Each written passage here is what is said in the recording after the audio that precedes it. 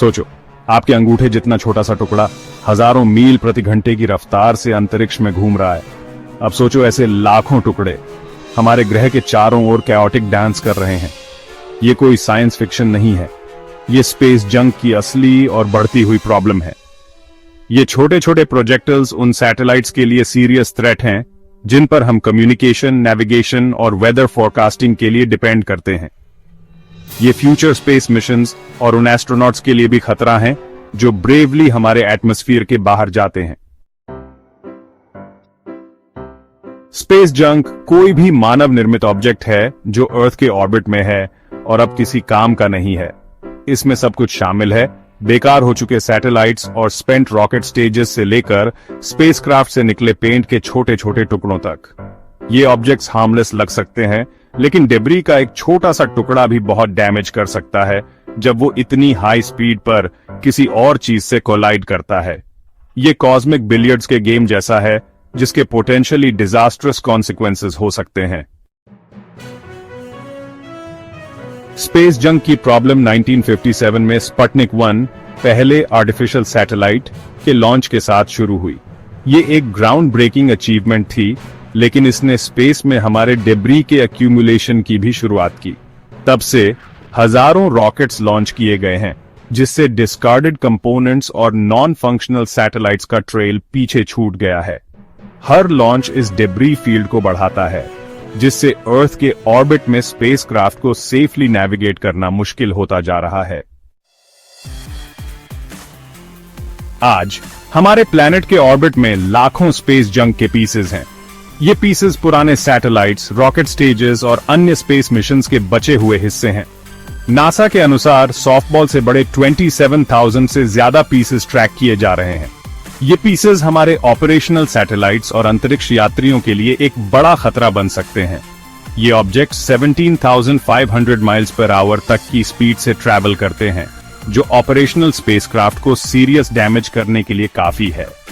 इतनी high speed पर एक छोटा सा टुकड़ा भी एक बड़े विस्फोट का कारण बन सकता है। सबसे डरावनी बात, ये सिर्फ वो ऑब्जेक्ट्स हैं जिन्हें हम ट्रैक कर सकते हैं। हमारे पास एडवांस ट्रैकिंग सिस्टम्स हैं, लेकिन फिर भी हम सभी डेब्री को ट्रैक नहीं कर सकते। लाखों और भी हैं जो डिटेक्ट करने के लिए बहुत छोटे हैं, लेकिन फिर भी एक सिग्निफिकेंट थ्रेट हैं।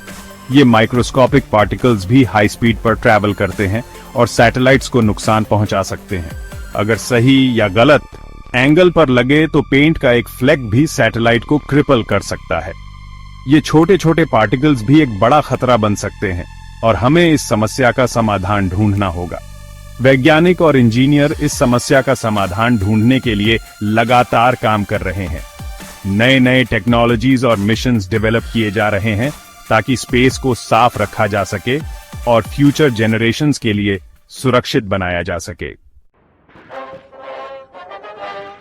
स्पेस जंक हमारे स्पेसफेरिंग फ्यूचर के लिए एक क्लियर एंड प्रेजेंट डेंजर है।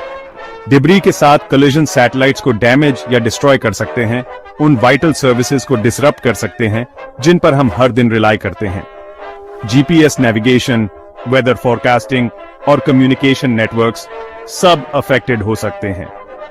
इकोनॉमिक और टेक्नोलॉजिकल इंपैक्ट्स के अलावा स्पेस जंक फ्यूचर मिशंस और एस्ट्रोनॉट्स की जान को भी खतरे में डालता है। जैसे जैसे डेब्री की मात्रा बढ़ती है, वैसे वैसे कोलिजन्स का रिस्क भी बढ़ता है, जिससे स्पेस एक्सप्लोरेशन और चैलेंजिंग और डेंजरस हो जाता है।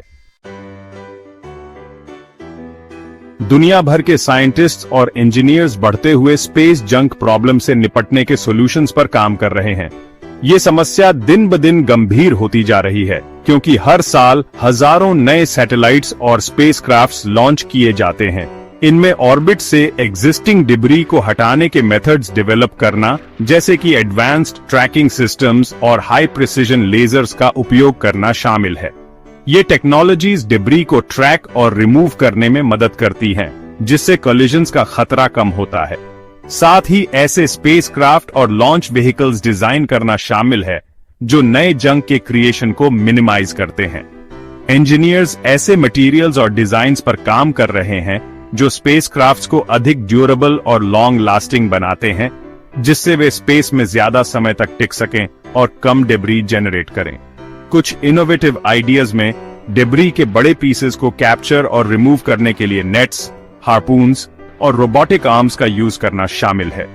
ये मेथड्स डेब्री को सेफली कैप्चर और डिस्पोज करने में मदद करते हैं, जिससे स्पेस में नेविगेशन सेफर हो जाता है।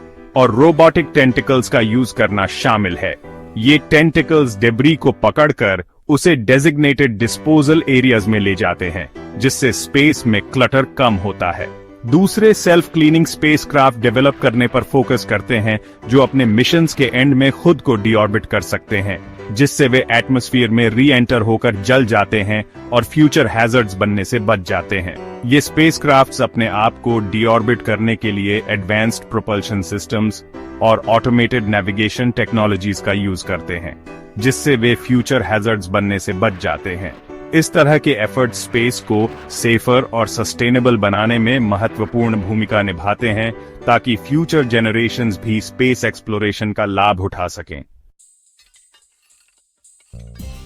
स्पेस जंक का इश्यू सिर्फ साइंटिस्ट्स और इंजीनियर्स के लिए प्रॉब्लम नहीं है। ये एक ग्लोबल चैलेंज है जो हम सभी को इम्पैक्ट करता है। जब हम नाइट स्काई में स्टार्स को देखते हैं, तो हमें ये नहीं पता होता कि वहां कितनी सारी ह्यूमन मेड ऑब्जेक्ट्स भी ऑर्बिट कर रही हैं। ये ऑब्जेक्ट्स, जिन्हें हम स्पेस डेब्री कहते हैं, हमारे सैटेलाइट्स और स्पेस मिशंस के लिए खतरा बन सकते हैं। ये एक शेयर्ड रिस्पॉन्सिबिलिटी है जो हम सभी को अफेक्ट करती है, चाहे हम साइंटिस्ट्स हों, इंजीनियर्स हों या आम नागरिक। हम सभी का रोल है इस इश्यू को एड्रेस करने में। जब हम स्पेस लॉन्चेस को देखते हैं, तो हमें ये भी सोचना चाहिए कि हम स्पेस को कैसे क्लीन और सेफ रख सकते हैं। जैसे जैसे हम स्पेस को एक्सप्लोर और यूटिलाइज करते रहेंगे, हमें रिस्पॉन्सिबली ऐसा करना चाहिए ताकि हम अपने इम्पैक्ट को मिनिमाइज कर सकें। स्पेस एक्सप्लोरेशन का फ्यूचर ब्राइट है, लेकिन इसके साथ साथ हमें ये भी इंश्योर करना है कि हम अपने एक्शन से स्पेस एनवायरनमेंट को हार्म न करें। हमें अपने इम्पैक्ट को मिनिमाइज करना चाहिए और फ्यूचर जेनरेशंस के लिए इस प्रीशियस एनवायरनमेंट को प्रिजर्व करना चाहिए। अर्थ से स्पेस को देखना हमें ये याद दिलाता है कि हमारा प्लैनेट कितना फ्रैजाइल है और हमें इसे प्रोटेक्ट करने की जरूरत है। हम सभी सस्टेनेबल स्पेस प्रैक्टिसेस को सपोर्ट करके स्पेस डिब्री के इश्यू के बारे में अवेयरनेस बढ़ाकर और स्पेस डिब्री मिटिगेशन टेक्नोलॉजीज में इनोवेशन को इनकरेज करके अपना रोल प्ले कर सकते हैं। ये सिर्फ एक टेक्निकल इश्यू नहीं है, बल्कि एक एथिकल रिस्पॉन्सिबिलिटी भी है। इश्यू के बारे में अवेयरनेस बढ़ाकर हम आने वाली जेनरेशंस के लिए एक सेफर और क्लीनर स्पेस एनवायरनमेंट इंश्योर कर सकते हैं। स्कूल्स, यूनिवर्सिटीज और पब्लिक इवेंट्स में स्पेस जंक के बारे में एजुकेशन और अवेयरनेस कैंपेन्स बहुत इंपॉर्टेंट हैं, और स्पेस डिब्री मिटिगेशन टेक्नोलॉजीज में इनोवेशन को इनकरेज करके अपना रोल प्ले कर सकते हैं। नई टेक्नोलॉजीज जैसे कि स्पेस डिब्री कैप्चरिंग डिवाइसेस और सेल्फ डिस्ट्रक्टिंग सैटेलाइट्स इस दिशा में प्रॉमिसिंग सॉल्यूशंस हैं।